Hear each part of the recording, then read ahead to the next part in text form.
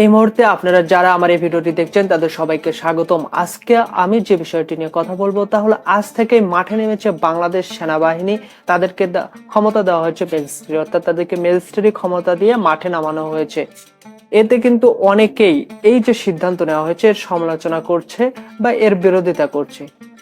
সেনাবাহিনীকে ম্যাজিস্ট্রি ক্ষমতা দিয়ে মাঠে নামানোর বিরোধিতা কারা করছে, কেন করছে সেটাই আমার বোধগম্য নয়। কেননা সেনাবাহিনীকে নামানোই হয়েছে 5ই আগস্টের পর এখন পর্যন্ত দেশে একটা অরাজকতা সৃষ্টি হয়েছে, যেখানে সেখানে হামলা হচ্ছে, যেখানে সেখানে চাঁদাবাজি হচ্ছে, এই যে বিভিন্ন অপকর্ম হচ্ছে, সেই অপকর্ম হাত থেকে সাধারণ মানুষকে রক্ষা করার জন্যই কিন্তু সেনাবাহিনীকে ম্যাজিস্ট্রেট ক্ষমতা দেওয়া হয়েছে।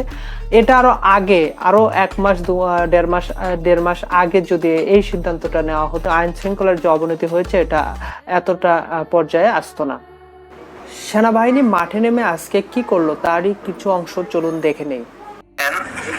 এই ক্লান্তি লগ্নে বাংলাদেশ সেনাবাহিনী বাংলাদেশ শান্তি শৃঙ্খলার জন্য দায়িত্বরত আছে।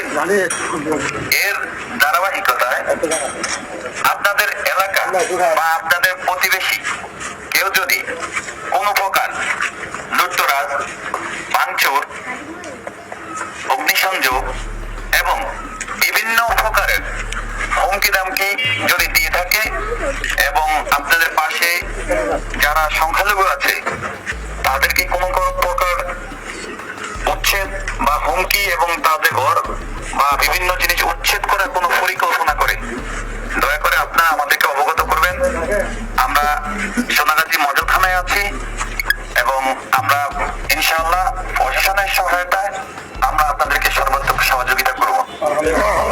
সেনাবাহিনীকে ম্যাজিস্ট্রি ক্ষমতা দিয়ে মাঠে নামানো হয়েছে, এ বিষয়ে আপনার যদি কোনো ব্যক্তিগত মতামত থাকে অবশ্যই কমেন্ট করে জানাতে পারেন। ভিডিওটি ভালো লাগলে অবশ্যই লাইক করবেন। ধন্যবাদ।